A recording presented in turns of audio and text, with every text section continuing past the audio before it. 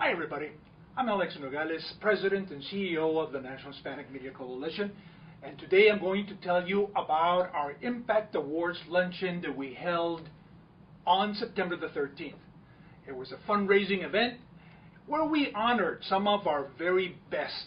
By that I mean those media individuals that have contributed so much to our image and to our community. We had a full house, as you can see.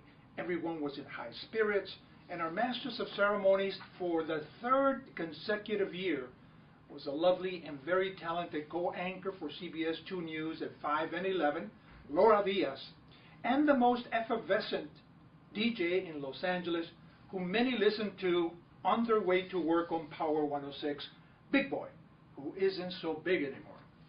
Impact Awards were given to Joey Medina for excellence in broadcasting.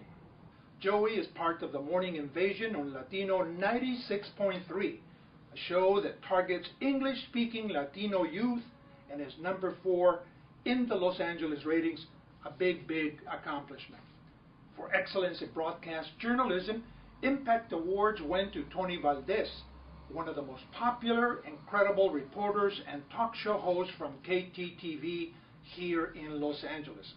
Sylvia Lopez, anchor for KCAL, was also awarded an Impact Award for her outstanding, excellent work. Another Impact Award was given to Mario Solis, one of today's most versatile sportscasters, who is so perfectly bilingual that he has gone from Univision to Telemundo and is now on NBC, where he does sports, and HBO, where he announces the fights. And thank you, of course, to the National Hispanic Media Coalition for this fantastic award. I will cherish it forever. Mil gracias. For excellence in print journalism, Tu Ciudad magazine was lauded and awarded an Impact Award for their beautiful magazine that has some of the best stories and columns aimed specifically at English language speaking Latinos. Receiving the award was Jaime Gamboa, founder and publisher of Tu Ciudad magazine. Then we went to a very special presenter, one who has captured the minds and the hearts of many in our community. He is Eduardo Sotelo, also known as El Piolín. Eduardo can be heard on over 35 stations across the country, and you will remember that he was a DJ that convinced his colleagues here in Los Angeles to exhort Latinos to march peacefully a year this past May to show their support for comprehensive immigration reform. We had marches with over 1 million people as a consequence. And he did something else. This year, he took over 1 million letters to Congress to underscore the need for a fair and equitable immigration bill. He presented an Impact Award to another very well-known figure in the immigration circle, and that is Gustavo Arellano. This next recipient is one generation ahead of me. We believe in the same things that defend our community for the same reasons, but he does it with his own brand of humor.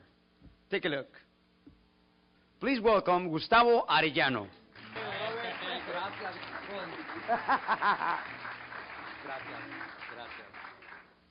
I do have a speech crafted really short, to the point. Unfortunately, like all good journalists, I'm on deadline, so I really didn't have the time to give something along the lines of Edward R. Murrow. So I'll just, what I'll do then, I'll give ustedes a challenge, some thanks, and also a dedication. So the challenge.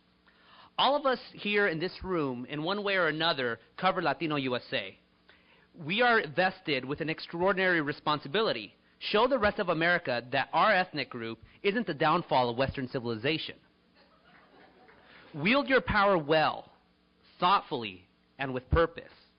And whenever you do a story showing how great Latinos are, please send it to Lou Dobbs, por favor.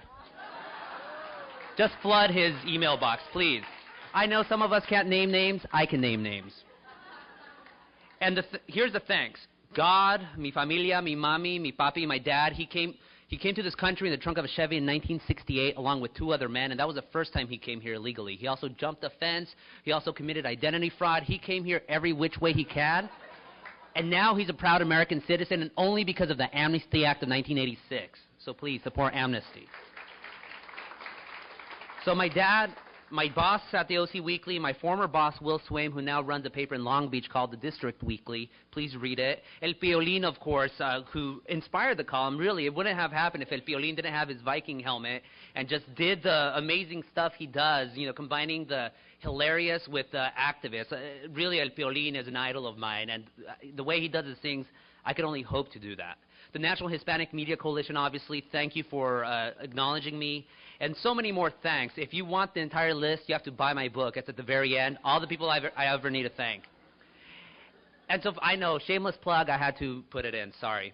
So and then I'll conclude this with a dedication. This award, this big, huge, heavy award, I didn't know it was going to be that heavy, but this award goes to all AB 540 students, all those students who, you know, DreamAct students, specifically to Long Beach journalism major and junior, Julio Salgado. These students, these are the undocumented saints who continue their higher education despite paying exorbitant fees. They must study under the fear of deportation and protestations by know-nothings who claim these scholars should be deported. Ustedes, those guys and girls, they're my heroes, and they exhibit more courage and drive than I could ever hope to achieve in 5 lifetimes. So thank you, students. This dedication goes out to them. Thank you all for honoring me. I really appreciate it. Gracias.